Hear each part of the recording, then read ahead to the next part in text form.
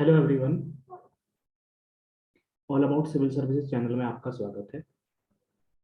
इस वीडियो में हम भारतीय राज्य व्यवस्था यानी पॉलिटी से रिलेटेड जो महत्वपूर्ण महत्वपूर्ण टॉपिक्स हैं उनको समझेंगे कि वो कौन कौन से टॉपिक्स हैं जिनको हमें कर लेना चाहिए।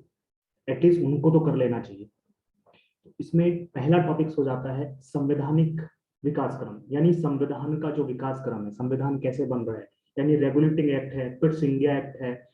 इसके बाद कि इस तरीके से किस तरीके से हम लोग संविधान सभा तक पहुंचते हैं और अल्टीमेटली हमें एक फाइनल संविधान प्राप्त होता है।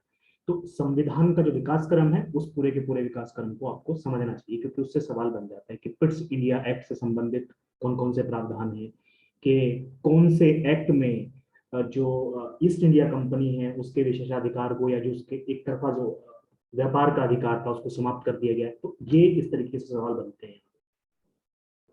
दूसरा टॉपिक है संविधान सभा की जो समितियां हैं, प्रारूप समिति कौन सी है, ये समिति कौन सी है, वो समिति कौन सी है।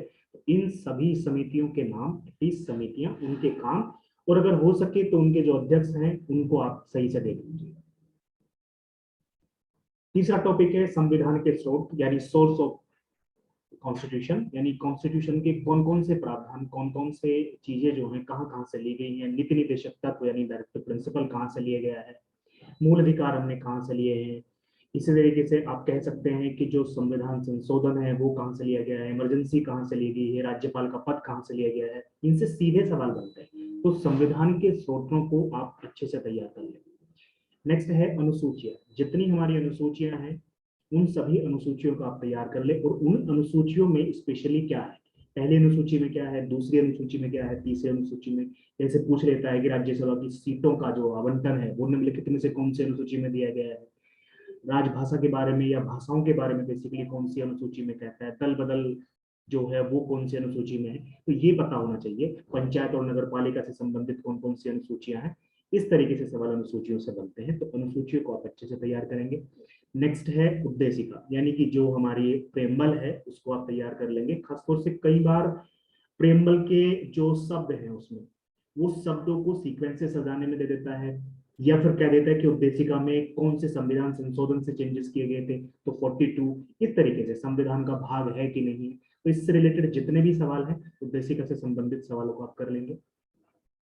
नेक्स्ट है सिटीजनशिप यानी नागरिकता, क्योंकि नागरिकता का पिछले आप देख रहे थे कि पिछले 1.5 साल पहले आपने देखा कोविड से पहले तो सीए को बात लेकर चल रही थी। तो एग्जाम अभी 2017 में 16 में हुआ था कंडक्ट, तो तब के बाद के बीच की एक बात है कि जब नागरिकता की बात हुई तो ऐसा हो सकता है कि इससे संबंधित सवाल आपको देखने को मिले।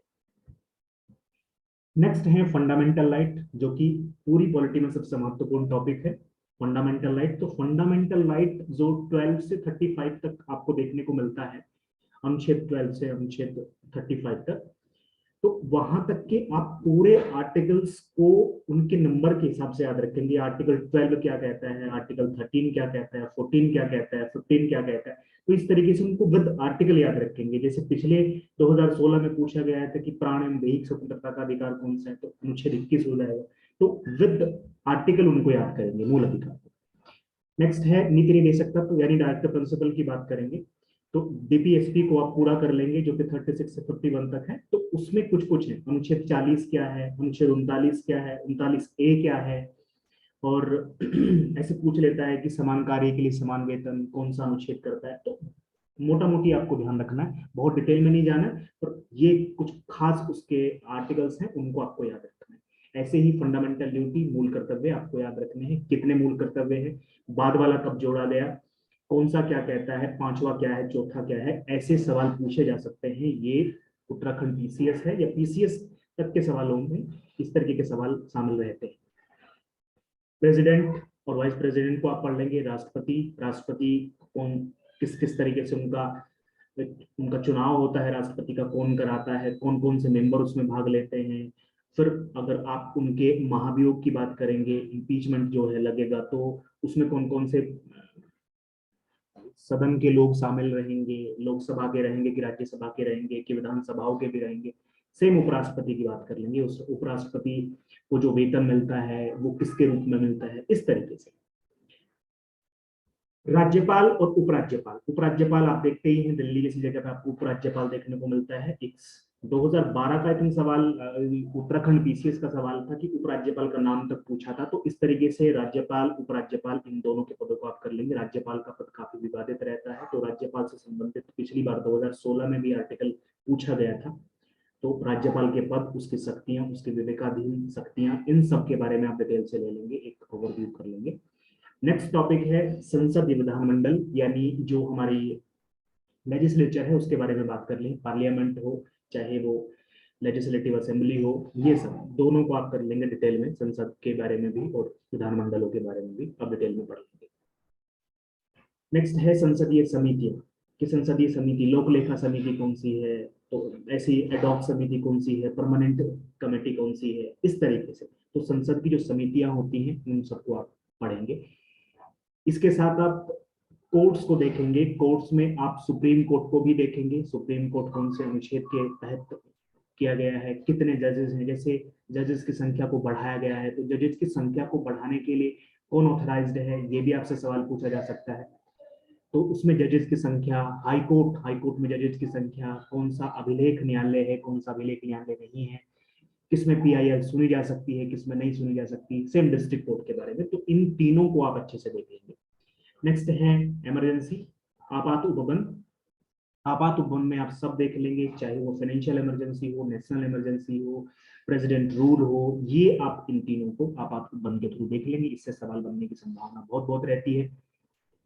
नेक्स्ट है जितने भी आयोग आप देख सकते हैं उतने आयोगों को आप देख लें, खासतौर से जो आपको लगे कि ये आयोग महत्वपूर्ण है उन आयोगों को आप देख लें। जैसे वित्त आयोग है, इसको तो आप देख ही लें।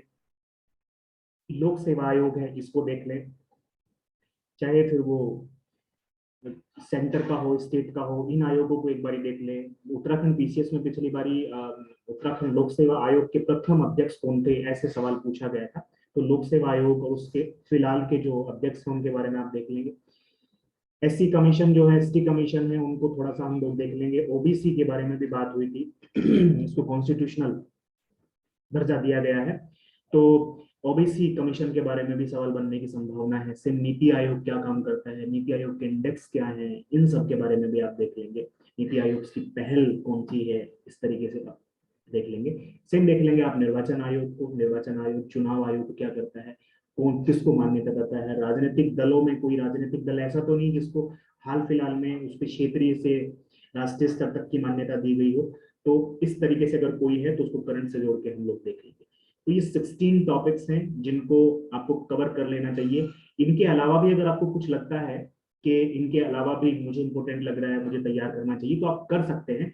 पर ये ऐसे हैं जिनको आपको स्किप नहीं करना चाहिए। अगर आप इनमें से किसी को स्किप करते हैं तो आपको नुकसान उठाना पड़ सकता है। तो ये आई होप कि ये जानकारी आपके लिए हेल्पफुल होगी।